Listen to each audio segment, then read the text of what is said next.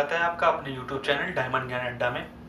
और जैसा कि पता है कि मैं आपको सीरीज लेके आ रहा हूँ आज हिंदी के विषय की।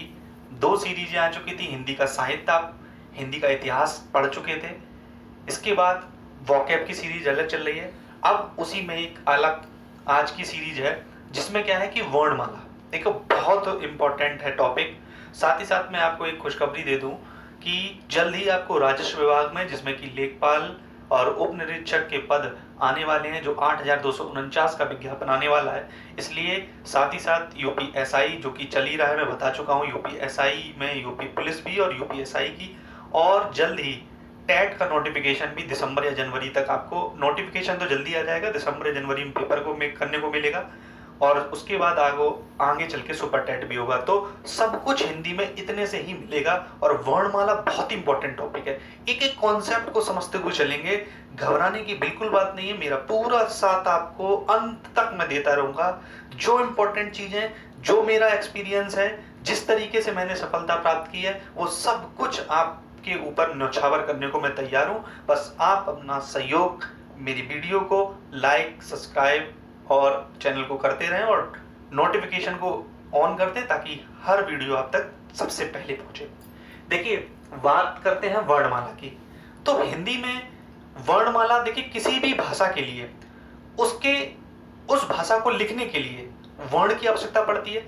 हिंदी में हिंदी के वर्णों की आवश्यकता पड़ती है, इंग्लिश में इंग्लिश के वर्णों की आवश्यकता पड़ती है। तो हिंदी में जो वर्णमाला होती है, तो वर्णमाला किसे कहेंगे?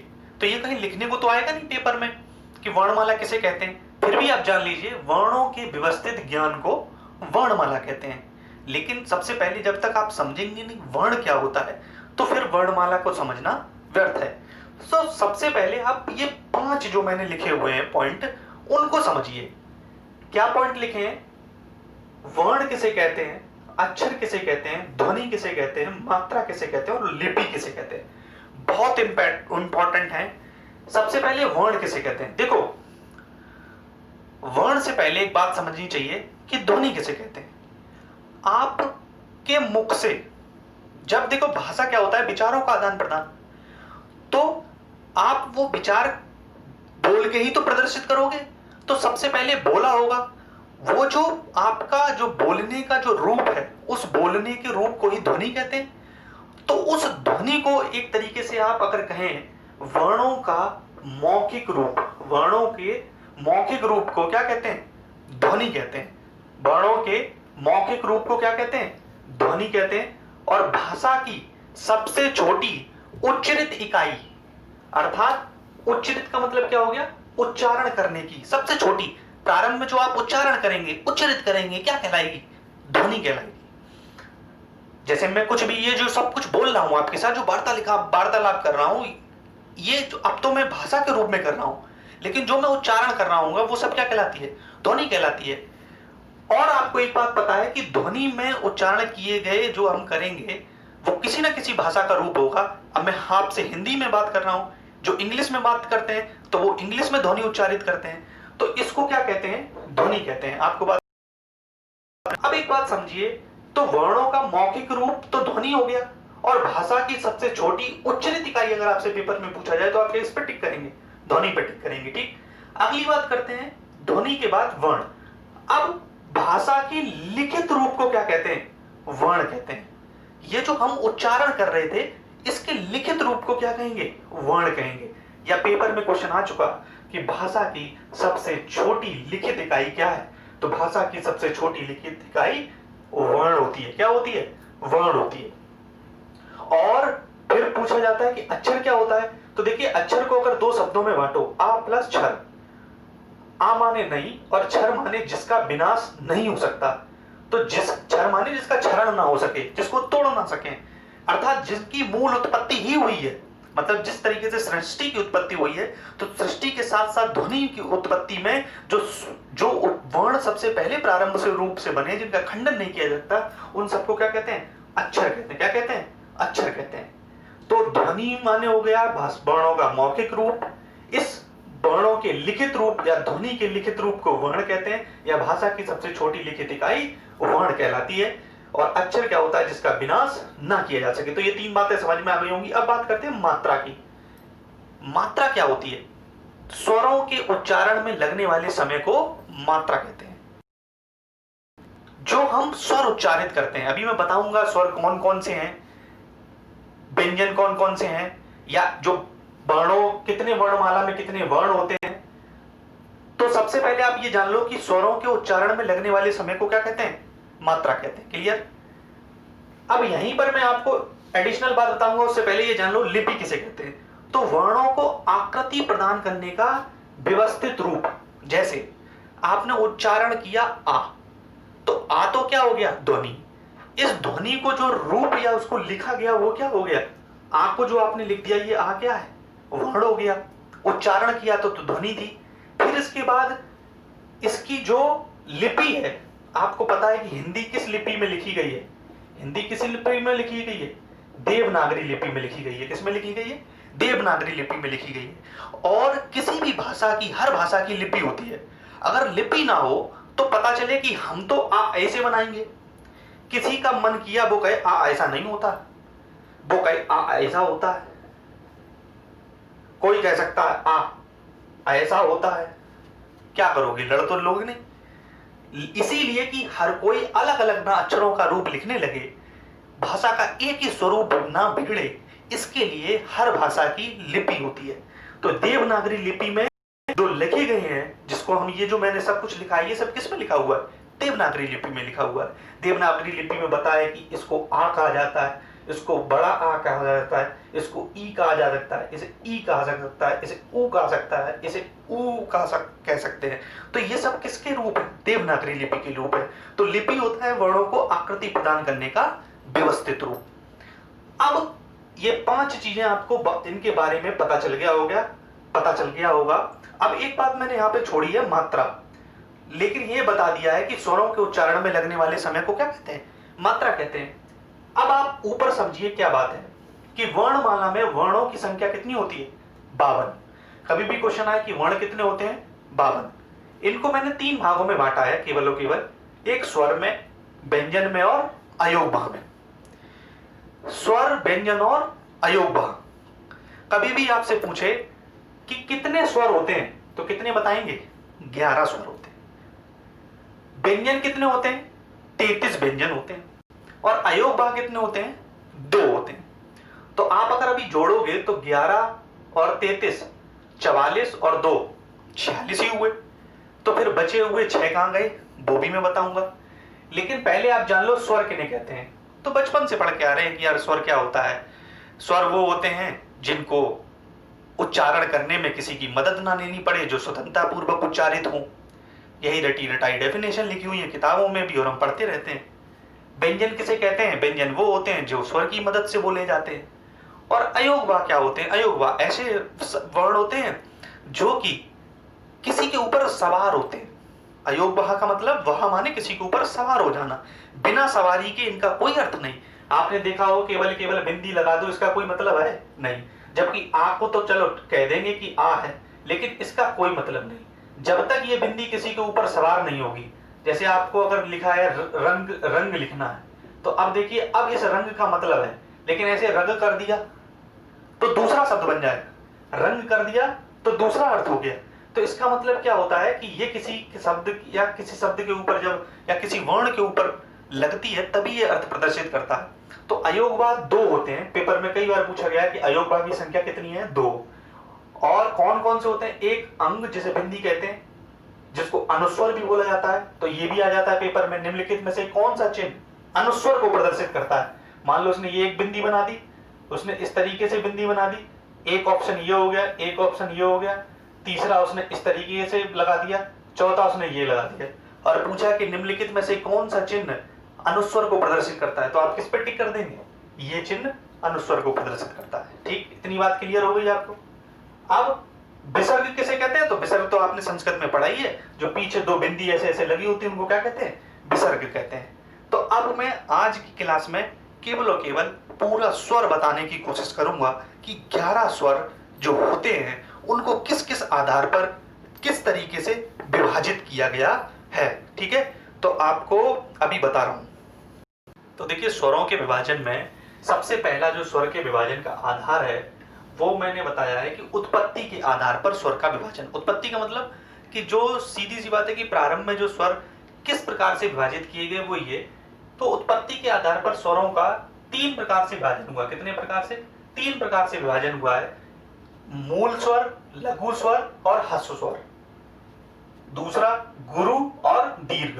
देखो लघु का विलोम गुरु भी होता है और ह्रस्व का क्या होता है? दीर्घ होता है। और फिर प्लुप्त स्वर। तो 3 प्रकार के स्वर हो गए उत्पत्ति के आधार पर। लघु स्वर या मूल स्वर या ह्रस्व स्वर, गुरु स्वर या दीर्घ स्वर और प्लुप्त स्वर। ये क्या होते हैं? तो मूल रूप से जो स्वर थे वो कितने थे? देखिए ये आ, ई, उ और री, इनको ये 4 जो हैं वो मूल स्वर, ह्रस्व स्वर या दीर्घ, ह्रस्व स्वर या लघु स्वर कहलाते हैं। और गुरु और दीर्घ जो हैं इनके बड़े भैया। दीर्घ माने क्या होता है? बड़ा। तो छोटे आ का बड़ा आ, छोटी ई की बड़ी ई, छोटा ऊ का बड़ा ऊ, और उसके बाद ए, इसके बाद आए, इसके बाद ओ, बाद आओ। मतलब ये 4। और टोटल स्वर कितने होते हैं? जब आपको पता है स्वर कितने होते हैं? 11। तो 4 ये और ये बचे हुए कितने? 7। तो 7 4 11। तो आप कहोगे फिर प्लुप्त में क्या होता है? देखो प्लुप्त स्वर का मतलब होता है, इनमें का मतलब होता है जिसमें आपको बोलने में, उच्चारण करने में कम समय लगे। ह्रस्व स्वर का मतलब क्या होता है? ह्रस्व माने होता है कम। लघु का मतलब क्या होता है? कम। मूल रूप से जिनमें आपको उच्चारण करने में कम समय लगे। आप देखो कम समय का मतलब आ, ई, उ, बिल्कुल कम समय लग रहा है। और दीर्घ स्वर में क्या समय लग रहा है? आ, ई, उ, ए, ऐ, ओ, आओ, तो ज्यादा समय लग रहा है बोलने में। इसके बाद प्लुप्त स्वर जिसमें बहुत ज्यादा समय लगे। बहुत ज्यादा का मतलब इनकी अपेक्षा ज्यादा समय लगे। जैसे आपने देखा होगा उच्चारण करते हैं ओम, तो ऐसे तो करते नहीं ओम, ऐसे तो बोल नहीं देंगे, ज्यादा से आपको उच्चारित करना पड़ेगा ओम। या जैसे किसी को बुलाना है तो बुलाते समय आप क्या कहते हैं? राम, श्याम, इधर आओ। तो जो आप इस तरीके से आप बोल रहे हो, जैसे राम बोल रहे हो तो राम, या राधा बोल रहे हो तो राधा, या आप बोल रहे हो ओम तो ओम। तो इस तरीके का, वैसे तो इसे अवग्रह चिन्ह भी बोलते हैं। और इसका प्रयोग आप मूल रूप से वहां पर देखेंगे जब आप छंद पढ़ेंगे या चौपाई और छंद पढ़ेंगे, तो वहां पर भी आप इन्हें ह्रस्व और दीर्घ का रूप देखेंगे, जिसमें ह्रस्व में इस तरीके की मात्रा लगी होती है और दीर्घ में जिसको इसको 1 काउंट करते हैं और इसको 2 काउंट करते हैं। तो वो वहां पर आपको बताया जाएगा। अभी बेसिकली ये जान लीजिए कि स्वर के उत्पत्ति के आधार पर 3 प्रकार के, मूल, ह्रस्व स्वर, गुरु स्वर या दीर्घ स्वर और प्लुप्त स्वर। ठीक। अब इस दीर्घ स्वर, तो ये कितने? 4, आ, ई, उ और रे। और ये कितने बचे हुए? 7, बड़ा, बड़ी, बड़ाऊ, ए, ऐ, ओ और आओ। और प्लुप्त में इस तरीके से। अब देखो ये जो दीर्घ स्वर हैं ये भी 2 प्रकार के होते हैं। कितने प्रकार के? 2 प्रकार के होते हैं। वो देखो कैसे 2 प्रकार के? इन्हीं 7 को 2 प्रकारों में बांटा गया है। कौन कौन से? इसके 2 प्रकार हैं, नंबर 1 और नंबर 2। इनको कहते हैं मूल दीर्घ, मूल दीर्घ या सजातीय। और इधर रखे गए हैं आपके संयुक्त स्वर। ठीक है, संयुक्त स्वर और मूल दीर्घ या सजातीय स्वर। तो मूल दीर्घ का मतलब जो मूल रूप से दीर्घ में थे, तो देखो आप कौन कौन से हैं? बड़ा आ, बड़ा ई और बड़ा ऊ। ये 3 जो थे वो मूल रूप से दीर्घ हुए। ये कैसे हुए? मूल रूप से दीर्घ हुए। और बचे हुए जो 4, 7 में से 3 चले गए, तो बचे हुए ये जो 4 हैं, ये जो 4 हैं, ये 4 कैसे हो गए? संयुक्त दीर्घ हो गए। कैसे हो गए? संयुक्त दीर्घ हो गए। तो आप देखिए संयुक्त दीर्घ हो गए, इसका मतलब कौन कौन से संयुक्त दीर्घ हो गए? देखो आप संयुक्त दीर्घ, ए हो गया, आय हो गया, ओ हो गया और औ हो गया। अब चूंकि ये संयुक्त दीर्घ हैं, तो संयुक्त का मतलब होता है क्या? 2 स्वरों से मिलकर बने होंगे भाई, निश्चित भी बात है। तो कौन कौन से 2 स्वरों से मिलकर संयुक्त होकर बने? पेपर में ये क्वेश्चन आता है, निम्नलिखित में से कौन सा संयुक्त स्वर है? मान लीजिए लिख के आ गया, निम्नलिखित में से कौन सा संयुक्त स्वर है, इस तरीके से लिख के आ गया, निम्नलिखित में से कौन सा संयुक्त स्वर है? तो बताइए कौन सा संयुक्त स्वर है? ये वाला संयुक्त स्वर है, ए ऐ ओ और औ। तो संयुक्त स्वर कौन कौन से होते हैं पहले ये जान लो, ए ऐ ओ और औ। और ये कौन कौन से वर्णों से, कौन कौन से स्वरों से मिलके बने हैं? तो ए देखो किससे मिलके बना है, आ प्लस ई से मिलके बना है, ठीक है। और ये इसका बड़ा भैया है, तो ये बड़ा भैया इसके छोटे भैया के योगदान से मिला होगा। तो आ में अगर ए मिला दो तो क्या बन जाएगा, आय बन जाएगा। और ओ किससे मिलके बना है, आ प्लस ऊ से मिलके बना है। अब जब आ प्लस ऊ से ओ मिल गया तो फिर आ में अब यही ओ जोड़ दो तो क्या बन जाएगा, औ बन जाएगा, ठीक है। तो ए हो गया, आय हो गया, ओ हो गया और औ हो गया, ठीक। इतनी बात समझ में आ गई। तो जो हमने सबसे पहले उत्पत्ति के आधार पर 3 बताए थे, मूल, दीर्घ और विलुप्त, और उसमें भी अब दीर्घ के 2 भाग बता दिए, मूल, दीर्घ या सजातीय, बड़ा आ, बड़ी ई, बड़ा ऊ, और संयुक्त में 4 ए ऐ ओ और औ। और ये किस किस से मिल से बने हैं, आ और ई के मिलके, आ और ए से मिलके, ओ जो बना है आ और ऊ से मिला है, और बड़ा ओ जो है, जो औरत वाला ओ है, वो किससे मिलके बना है, आ और ओ से मिलके बना है, ठीक है। अब दूसरा आधार, कि दूसरे आधार पर स्वरों का विभाजन किस तरीके से किया गया है, ठीक। तो दूसरा आधार जो है, ये तो आपने पढ़ लिया उत्पत्ति के आधार पर। अब मैं आपको पढ़ाने जा रहा हूं जीव के स्थान के आधार पर, मतलब जिह्वा के स्थान पर। तो जिह्वा के आधार पर, जिह्वा के स्थान के आधार पर, तो जिह्वा के स्थान के आधार पर देखिए, ये जो होते हैं ये भी 3 प्रकार के। कैसे, अग्र मतलब अग्र स्वर, अग्र स्वर, मध्य स्वर और पश्च स्वर, ठीक है। तो 3 प्रकार के ये भी हो गए, कौन कौन से, अग्र स्वर, मध्य स्वर और पश्च स्वर। अग्र माने देखिए जीव आप अपने निकाल के देख सकते हो, आगे जो जीव है, फिर बीच में है और सबसे पीछे।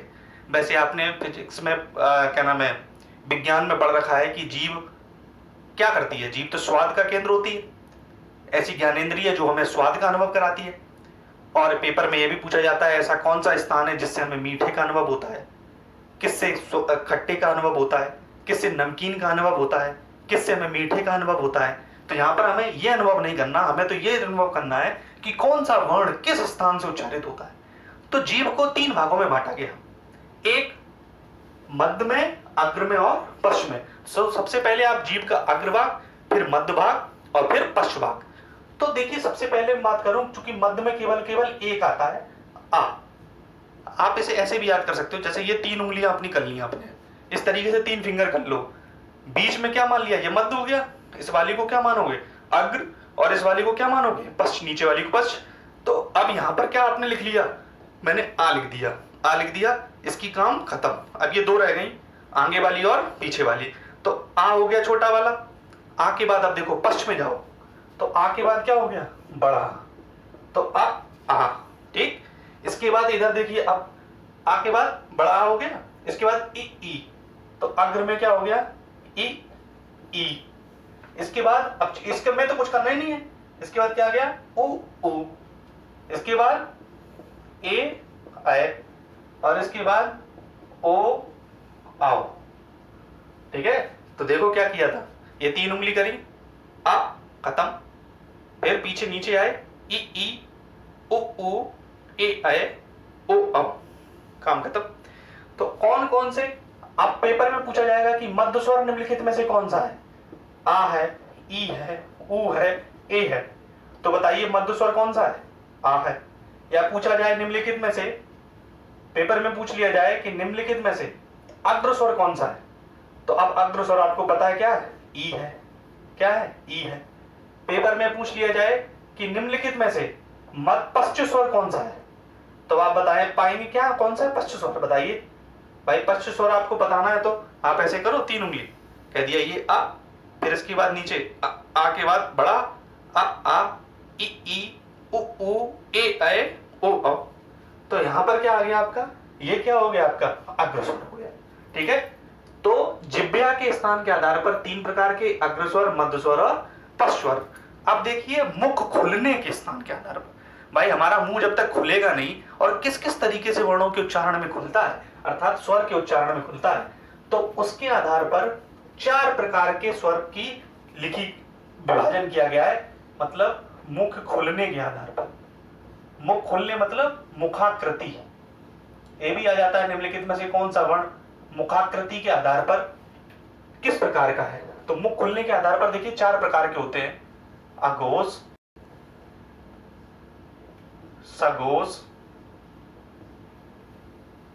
अघोष सघोष नहीं, संवृत अर्ध संवृत, वो तो व्यंजन हो जाते हैं, संवृत, अर्ध संवृत, विव्रत और अर्ध विव्रत। तो 4 प्रकार के होते हैं मुख खुलने के आधार पर, संवृत, अर्ध संवृत, विव्रत और अर्ध विव्रत। ठीक, अब संवृत का मतलब क्या है कि आपका मुंह जो है ना के बराबर खुले। ना के बराबर मतलब बहुत कम खुले, भाई ना के बराबर अब बिल्कुल खुलेगा ही नहीं, मुंह बंद कर लिया, देखें कोई शब्द वर्ण का उच्चारण कर लो, नहीं कर पाओगे। तो जिसमें ना के बराबर खुले मतलब बहुत कम खुले। तो अब अगर बहुत कम खुले तो कौन कौन से वर्ण है जिनमें बहुत कम खुलता है? तो देखो आप, जिनमें बहुत कम खुले तो उसमें आते हैं ई और उ। जिनमें कम खुलता है, बहुत कम, ई उ तो कम खुलता है। अभी मैं ट्रिक के माध्यम से याद भी करा दूंगा। और अर्ध संवृत में इससे ज्यादा खुले, मतलब जिसमें कम खुले मुंह और जिसमें थोड़ा ज्यादा खुले। तो ई हो गए, उ इसमें आ गया, तो इसमें क्या आएंगे, ओ और ए, इसमें ओ और ए आएंगे। और विव्रत में क्या होता है, विव्रत का मतलब होता है जिसमें पूरा मुंह खुले, पूरा बढ़िया एक तरीके से, ठीक है। तो जिसमें पूरा मुख खुले, ठीक है, तो जिसमें पूरा मुख खुलेगा उसमें आता है आ। आपने देखा हो आ, तो इसमें आ में पूरा खुलेगा, आ में नहीं खुलेगा, आ में पूरा खुलेगा। और जिसमें थोड़ा खुले,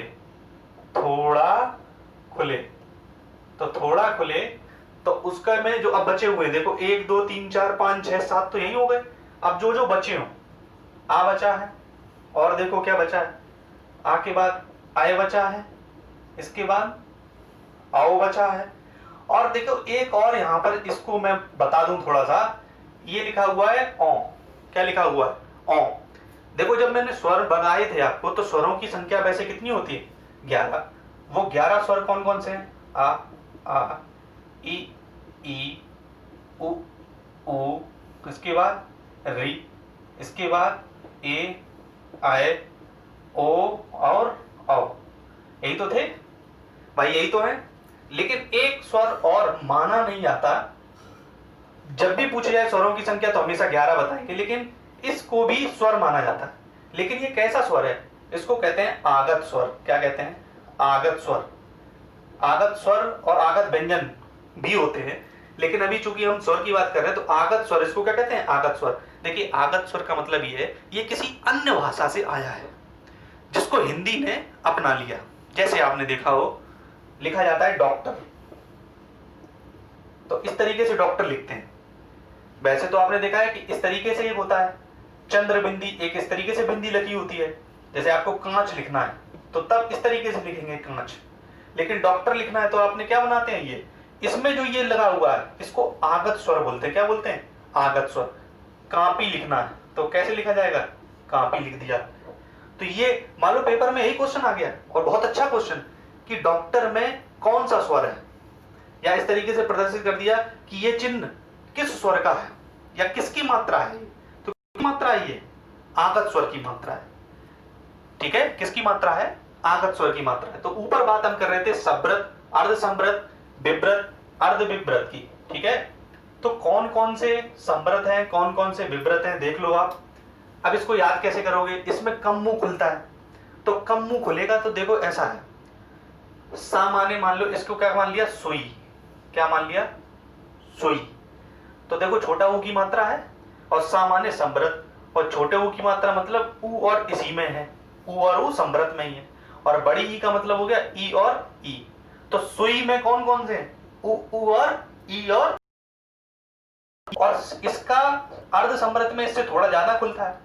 तो देखो थोड़ा ज्यादा खुला तो इसका मतलब थोड़ी सी सुई आपके कोई चुभे, थोड़ी सी सुई आपके चुभाई तो आप क्या कहोगे? ओए चुभा दी। तो आप क्या कहोगे? ओए तो क्या कर दिया? ओए सुई चुभा रहा। तो थोड़ी सी सुई, तो आप क्या, थोड़ी सी तो सुई चुभाई है, तो थोड़ी सी सुई चुभाओगे तो क्या कहोगे? ओए चुभा दी। तो इसका मतलब क्या हो गया? अर्ध समृद्ध। तो थोड़े जो ज्यादा खुले तो अर्ध समृद्ध में कौन कौन से होंगे? ओ और ए। अब विव्रत में क्या होता है? विव्रत में जिसमें पूरा बढ़िया से मुंह खुले, तो इसके लिए क्या ट्रिक की कोई जरूरत नहीं है, उसमें बढ़िया से मुंह किसमें खुल रहा है? आ में।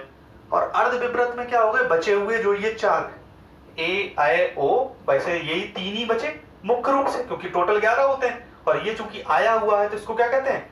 आगत स्वर भी कहते हैं। क्या कहते हैं? आगत स्वर। ठीक। अब अगला विभाजन ओष्ठाकृति के आधार पर, मतलब ओठ के खुलने के आधार पर।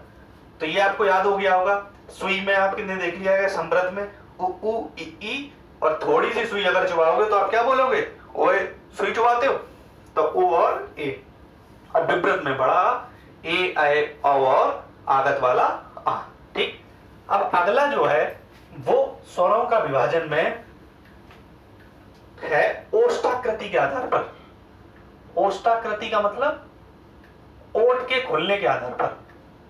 तो ओष्ठाकृति के आधार पर जो है दो प्रकार का विभाजन है। कितने प्रकार का विभाजन है? दो प्रकार का विभाजन है। वो कौन कौन सा है? देखिए, एक तो व्रतमुखी, एक तो व्रतमुखी और एक है आवृतमुखी। एक है व्रतमुखी और एक आवृतमुखी। व्रतमुखी का मतलब जब आप जो अपने ओठ का है ना, ओष्ठाकृति है, तो अपने इन ओठों का व्रत के रूप में जब बना लेते हो। आपने देखा होगा, अब लड़कियां खैर जात मूछ के जो सेल्फी लेती हैं, तो सेल्फी लेते समय ऐसे ओठ बना लेती हैं, जिसको कहते हैं बाउट कहते हैं। तो इस तरीके से ऊ जो करती हैं, तो वो क्या होती है? वृत्ताकार, है ना, ओठ की वृत्ताकार जो आप रूप बना लेते हैं, उसी को क्या कहते हैं? व्रतमुखी, ओष्ठाकृति के आधार पर। तो देखो आप कौन कौन से बन रहे हैं ऐसे ऊ करने पे। तो एक तो हो गया ऊ, ऊ हो गया, और ओ और आओ हो गया। आओ, ओ और औ में भी तो करते हैं, ओ आओ और ऊ ऊ। ठीक है। तो यही ऊ ऊ ओ आओ, और ये जो अभी आगत वाला स्वर बताया आ वाला, वो भी। अब बचे हुए सब आवृतमुखी में हो गए। कौन कौन से बचे हैं? तो देख लो आप, आ, इसके बाद ई, इसके बाद ए और ए आए। तो 1 2 3 4 5 6 7 8 9 और 10। इसका मतलब एक और रह गया, वो कौन सा रह गया? री। क्या रह गया? री वाला। तो री वाला भी किस में आएगा? व्रतमुखी में। ठीक है। तो इस तरीके से आपने स्वरों का विभाजन जान लिया। अच्छा, प्रारंभ में मात्राओं के बारे में मैंने बस केवल इतना बताया था कि मात्राएं उनको कहते हैं जो कि वर्णों की आकृति प्रदान करने का जो संबंधित रूप है, उसको मात्राएं कहते हैं। लेकिन मैं अब आपको एक बात और बता दूं कि पेपर में अगर पूछा जाए कि मात्राओं की संख्या कितनी है, तो मात्राएं जो होती हैं वो कितनी होती हैं? उनकी संख्या होती है मात्राएं 10। और जबकि आपको पता है कि स्वर कितने होते हैं, स्वरों की संख्या कितनी है? 11, और मात्राएं होती हैं 10। इसका मतलब किसी एक स्वर की मात्रा नहीं होती। आ, इसके बाद ई, इसके बाद उ, इसके बाद री, इसके बाद ए आए ओ और आओ। इतने ही तो स्वर होते हैं, और अंघा तो स्वर होते नहीं है, क्योंकि अंघा क्या है? अयोग वर्ण है, और जिसमें अंग क्या होता है? अनुस्वर, और आ क्या होता है? विसर्ग। तो आ की देखिए कोई मात्रा नहीं होती। इस बड़े आ का जो इस तरीके से मात्रा लगाई जाती है, छोटी की इस तरीके से, बड़ी की इस तरीके से, छोटे ओ की इस तरीके से, बड़े ओ की इस तरीके से, री की इस तरीके से, ए की इस तरीके से, आए की इस तरीके से, ओ की इस तरीके से, और आओ की इस तरीके से मात्रा लगाई जाती है। तो 1 2 3 4 5 6 7 8 9 और 10। तो मात्राएं जब भी पूछी हैं कितनी होंगी? 10। तो आज केवल और केवल इस वीडियो में आप स्वर का ही विभाजन जानना था, स्वर के बारे में पूर्ण रूप से जानना था। स्वरों की संख्या 11 होती है। विभाजन मैंने 4 प्रकार से बताया, उत्पत्ति के आधार पर बताया, ओष्ठाकृति के आधार पर बता दिया, और जिह्वा के आधार पर आपको बता दिया, और मुख के खुलने के आधार पर बता दिया, और सभी में किस तरीके से विभाजन होता है पूर्ण रूप से आपको याद हो गया होगा। दूसरी वीडियो में आपको व्यंजन का विभाजन, और तीसरी वीडियो में आपको इन सब के उच्चारण स्थान का विभाजन कि कौन सा वर्ण कहां से उच्चारित होता है, कंठ से, तालु से, मूर्धा से, दंत से, ओष्ठ से, सब कुछ पता चलेगा। तो जुड़े रहिए अगली वीडियो के लिए। धन्यवाद।